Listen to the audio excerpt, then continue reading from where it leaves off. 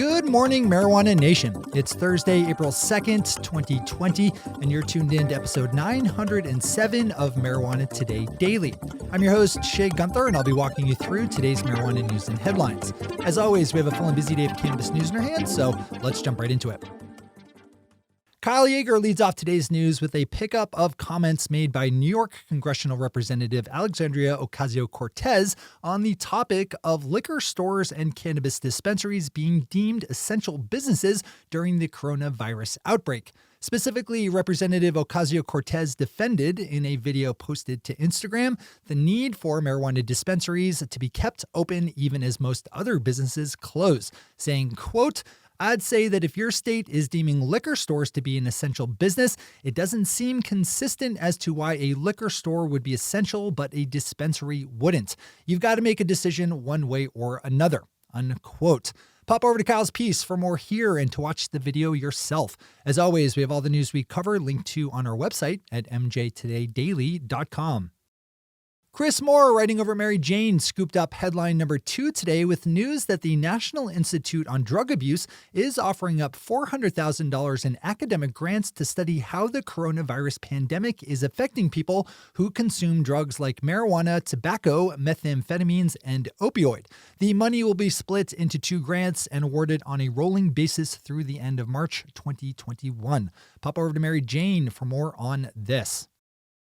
Our final top story of the day brings us out to Iowa, where Robert Connolly at the Quad City Times penned a good piece detailing why the only medical marijuana dispensary located in the part of the state known as Quad City closed on Monday. According to Robert's reporting, the 2 Have a Heart Compassionate Care dispensaries closed suddenly earlier this week after its owners decided that it was no longer economically feasible to continue operations. Iowa has a limited medical marijuana program built around low THC cannabis, which has resulted in a fairly low patient population and hence low sales at dispensaries, which have not been helped at all by the coronavirus pandemic. A quick bit of disclosure on this one, as our very own Andrew Livingston, a regular on Marijuana Today and one of the hosts of the Weed Wonks podcast, is quoted extensively via his position as an industry analyst. This is a good story to open up in full, as I think it provides a pretty good argument for less restrictive medical programs. Those are our top stories for today. It's time for Marijuana Today Daily Headlines Blitz. Before we blitz out on headlines, let's quickly thank our sponsor, MJ Today Media, producers of this podcast, our weekly show Marijuana Today, as well as the Weed Wonks and Green Rush podcasts, which can be found over at weedwonks.com and greenrushpodcast.net.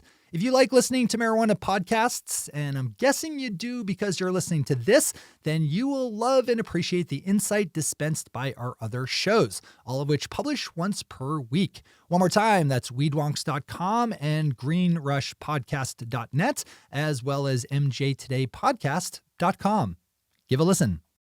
All right, time for the Blitz. We return to the issue of marijuana dispensaries being deemed essential in the wake of the coronavirus outbreak, or in the case of this story, being deemed non-essential, as Massachusetts Governor Charlie Baker decided for adult use dispensaries in his state. I talked about this yesterday as Cannabis Control Commission member Shalene Title pressed the governor to reconsider his March 25th decision. This story, published by NBC News, dives into some of the reasons why adult use shops should be kept open, mainly that there are a lot of medical patients who purchase through adult use channels. Give this story a read. This is an important issue. Newsweek has another good story on the topic of liquor stores and marijuana dispensaries being deemed essential, this time focusing on the national picture with a look at how different states are dealing with the problem.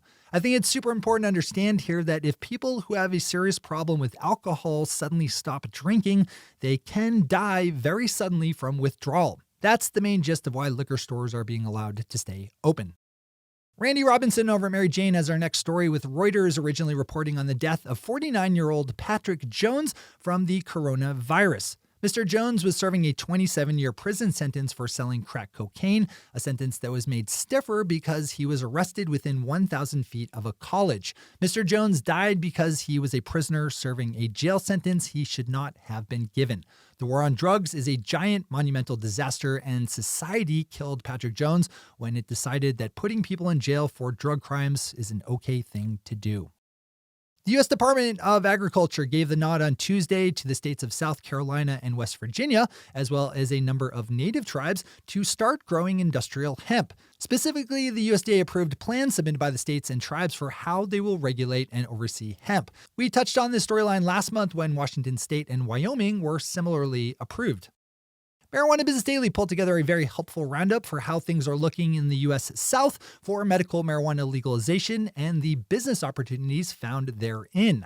The piece focuses on Arkansas, Louisiana, Mississippi, Alabama, Georgia, South Carolina, and Florida, and parses each state's progress towards more progressive medical cannabis policies. If you have any kind of vision or business in the South, this is a good one to read in full. With one last story about how states are dealing with businesses deemed essential during the coronavirus pandemic is the Portland Press Herald here in Maine, where we just had a stay-at-home order put in place by Governor Janet Mills. That order does thankfully allow medical marijuana dispensaries to stay open. Maine voters passed adult use legalization back in 2016, but delays by Republican lawmakers pushed back the rollout of adult use shops, so right now it's just the medical dispensaries serving Maine's legal cannabis market. Our final story in the day winds us down in Washington State, where Governor Jay Inslee just signed a bill into law allowing for unused marijuana business licenses to be transferred to social equity applicants. Washington was the first state in the union to legalize adult use marijuana back in 2014, but did not include any kind of social equity program. So this latest bill was an attempt to catch up on that. House Bill 2870 will allow people from communities hit hardest by the war on marijuana to apply for cannabis business licenses that have been revoked or otherwise seized from previous license holders. Those are the headlines and news for the day. I'll be back with you again tomorrow morning with another information-packed episode of Marijuana Today Daily. But in the meantime, if you have any stories to share or feedback to give, zip us an email to headlines@mjtodaydaily.com. And while you're clicking around the interwebs, swing over to our website at mjtodaydaily.com to find links to all the news we cover. Thanks to our sponsor, MJ Today Media, and to our awesome Patreon listeners for the support that makes life possible. To join the illustrious ranks of the Patreon listeners yourself, swing over to our website at mjtodaydaily.com and click on that big blue button at the top of the page that says Become a Patron. I'm your host, Shay Gunther. Thanks for tuning in and starting your day with marijuana today.